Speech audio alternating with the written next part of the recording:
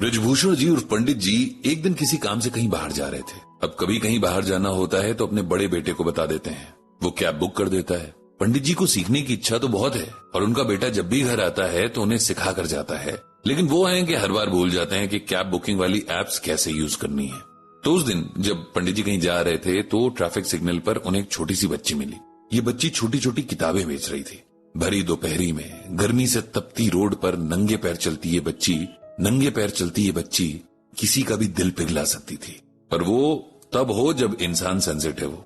जब वो पंडित जी की कैब के पास पहुंची तो उन्होंने उसे इशारा करके अपने पास बुलाया और कार का शीशा नीचा करके उससे वो बुक मांगी। पंडित जी तब हैरान रह गए जब उस छोटी सी किताब पर लिखा था गीता सार। पंडित जी ने उस बच्ची को किताब के दाम से ज्यादा पैसे दिए और इतने में ग्रीन लाइट हो गई। कार आगे बढ़ गई। पूरा रास्ता पंडित जी सोचते रहे कि जो गीता सार किसी की जिंदगी को पूरी तरह बदल सकता है, उससे अनजान वो बच्ची उसे बेचकर बस अपना पेट भरने लायक कमा रही है। ये शायद उतना भी नहीं, ये कर्मों का फल है, लेकिन काश उस बच्ची को किसी तरह इस जन्म में सब कुछ अच्छा मिल पाता। वापस लौटकर पंडित जी ने देखा कि उनके घर पर कोई गेस्ट आए हुए हैं। उन्होंने सरला जी से पूछा कि कौन है, तो सरला जी ने बताया कि शहर के सबसे बड़े मंदिर की मैनेजमेंट कमेटी के प्रेसिडेंट और उनके साथी आपसे मिलने आए। पंडित जी उनसे मिले तो जो मैनेजर थे उन्होंने अपना इंट्रोडक्शन देते हुए बताया कि उनका नाम साकेत शर्मा है और उनके साथी का नाम दिवाकर है। वे दोनों पंडित जी को इनवाइट करने आए थे। मंदिर में एक बहुत बड़ा प्रोग्राम होने वाला था जिसमें 3 दिन की पूजा थी और आखिरी दिन के लिए वे चाहते थे कि पंडित जी गीता ज्ञान का एक सेशन कर दें। उस दिन वहां बहुत सारे लोगों के इकट्ठा होने की उम्मीद थी। पंडित जी ने तुरंत हाँ कर दी। थोड़ी देर बाद वे लोग चले गए। सरला जी से पंडित जी बहुत देर तक उस बच्ची के बारे में बात करते रहे। कर्म और भाग्य का डिस्कशन भी चलता रहा। सरला जी बच्चों को लेकर बहुत सेंसिटिव है। उन्होंने भगवान से प्रार्थना की कि हर बच्चे को अच्छा माहौल मिले।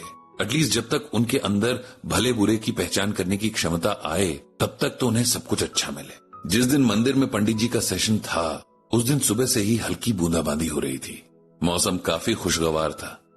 पंडित जी और सरला जी जाने के लिए तैयार हो ही रहे थे कि पता नहीं कहां से 2 छोटे छोटे बच्चे उनके गेट पर आ गए। उनके चेहरों से लग रहा था कि उन दोनों ने जाने कब से भरपेट खाना नहीं खाया है। सरला जी ने पूछा कि वो लोग कौन हैं, कहां से आए हैं, उनके माँ बाप कहां हैं, तो दोनों कुछ नहीं बोले। लेकिन जैसे ही सरला जी ने पूछा कि भूख लगी है, खाना खाओगे, तब दोनों ने एक साथ गर्दन हिलाकर कहा हाँ। सरला जी ने उन्हें बाहर बरामदे में बिठाया और खुद किचन में चली गई। पंडित जी बरामदे में बच्चों के साथ ही बैठ गए। चांस की बात थी कि उस दिन सरला जी के किचन में कुछ भी पका नहीं हुआ था। न सब्जी बची थी, न गुथा हुआ आटा पड़ा हुआ था। पहले सरला जी ने सोचा कि इन बच्चों को बिस्किट वगैरह खिला दें, लेकिन फिर उन्होंने मन में सोचा कि जाने कब से बच्चे भूखे हैं, उन्हें पूरे खाने की जरूरत है। इसीलिए उन्होंने बच्चों के लिए दाल चावल बनाने की सोची। सरला जी ने पंडित जी से कहा कि उन्हें सेशन के लिए लेट हो रहा है, इसलिए वे अकेले ही चले जाएं। लेकिन पंडित जी ने सरला जी से कहा कि इन बच्चों को खाना खिलाने से जरूरी फिलहाल कुछ भी नहीं है, और ये कहकर वो भी सरला जी का हाथ बटाने किचन में चले गए।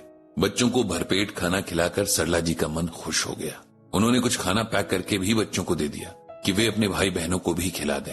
बच्चे बहुत खुश थे। इस दौरान मंदिर से पंडित जी को 2 बार कॉल आ चुकी थी। उनका सेशन ऑलरेडी काफी लेट हो चुका था। जब वे मंदिर पहुंचे तो काफी लोग जा चुके थे, क्योंकि गीता ज्ञान का सेशन प्रोग्राम के आखिर में था और लोग जल्दी घर जाना चाहते थे। पंडित जी ने बहुत ज्यादा भूमिका ना बांधते हुए सबको गीता ज्ञान की बेसिक बातें बताई। उनमें से कई बातें लोगों ने सुन तो रखी थी, लेकिन उनके सही मायने नहीं पता थे। पंडित जी ने कई रियल लाइफ सिचुएशन के साथ उनका मतलब सबको बताया। लोग काफी इंटरेस्ट के साथ पंडित जी को सुन रहे थे। तब ऑडियंस में से एक साहब उठे और उन्होंने पंडित जी से एक सवाल पूछा। उन्होंने पूछा कि जब हर कर्म का फल मिलना फिक्स्ड है, यहां तक कि हम लोग जो सोचते हैं या देखते हैं वो भी कर्म में गिना जाता है और हमें उसका भी फल मिलता है, तब हम कर्म फल को ही जस्टिस क्यों नहीं मान लेते हैं? अगर कोई चोरी करता है तो उसे सजा पुलिस या कोर्ट क्यों देती है? क्यों नहीं उसे उसके कर्म फल के भरोसे छोड़ दिया जाता? सवाल सुनने में अजीब जरूर था, लेकिन गलत नहीं था।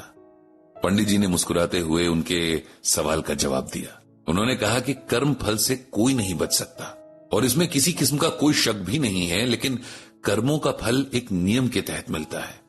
आप पहले पुराने कर्मों का फल भुगतते हैं, फिर नए कर्मों का। इसीलिए कभी कभी बहुत बुरे लोग भी हमें बहुत खुशी से रहते दिख जाते हैं और हम सोचते हैं कि उनके साथ कोई पक्षपात हुआ है। इस सोसाइटी को एक डिसिप्लिन की जरूरत है उसके लिए एक सिस्टम बनाया गया है जिसके अंतर्गत पुलिस और कोर्ट आते हैं। उस डिसिप्लिन को मेंटेन करके रखना बहुत जरूरी है, वरना सोसाइटी में अनार्की फैल जाएगी। पुलिस या कोर्ट की सजा एक तरफ है, इंसानों को अपने कर्मों का फल तब भी भुगतना ही पड़ता है जब उसने ये सजा भी भुगत ली हो। अगर कोई समझदार है, गीता ज्ञान को समझता है, तब वो पुलिस या कोर्ट से ज्यादा कर्म फल से डरेगा और अच्छे कर्म करेगा, क्योंकि पुलिस तो नजर में आने वाले क्राइम्स की सजा देती है, लेकिन कर्म फल उन कामों का भी मिलता है जो हमने सबकी नजरों से बचाकर किए हैं। वो सब अच्छे बुरे कर्म जो हमारी सोच ने किए हैं। इस जवाब से वो सवाल पूछने वाले साहब सेटिस्फाइड होकर बैठ गए। इसके बाद एक और व्यक्ति ने पूछा कि क्या इस दुनिया की सारी मोह माया छोड़ देने से हमें कर्म फल से मुक्ति मिल सकती है? क्योंकि इंसान कर्म ही तब करता है जब उसे अपने या परिवार के लिए कुछ करना होता है। इसके जवाब में पंडित जी ने उन्हें श्रीमद् भागवत गीता का ये श्लोक सुनाया। कर्मणा अनारंभ नैष कर्म पुरुषोष्णुते न च सन्य सनादेव सिद्धिम समधिगच्छति। इसका मतलब यह है कि भगवान श्री कृष्ण अर्जुन से कहते हैं कि हे अर्जुन, जैसे केवल कर्म न करने से मनुष्य कर्म बंधन से मुक्त नहीं हो सकता है, वैसे ही केवल संन्यास लेने से मनुष्य को सिद्धि नहीं मिल सकती। सिंपल वर्ड्स में इसका मतलब यह है कि इंसान को सिर्फ इस दुनिया की मोह माया छोड़ देने भर से मुक्ति नहीं मिल सकती। कर्म तो वो हर हाल में करेगा और उनके फल के साथ उसका नए जन्म और मृत्यु का साइकिल चलता रहेगा। इस सब से मुक्ति का एक ही रास्ता है कि अगर कोई पूरी तरह से भगवान की शरण में चला जाए, बिना कुछ छोड़े भी अच्छे कर्म करते हुए अगर कोई भगवान का ध्यान करता रहे तो उसका भला हो सकता है। इसके बाद भी कई लोगों ने सवाल पूछे जिनके जवाब पंडित जी ने दिए। उस शाम का सेशन बहुत अच्छा रहा। मंदिर के मैनेजमेंट ने पंडित जी और सरला जी को फैसिलिटेट किया। पंडित जी ने भगवान श्री कृष्ण का धन्यवाद किया जिनकी कृपा से उन्हें इतना सम्मान मिला, और साथ ही सबको सद्बुद्धि देने की प्रार्थना भी की।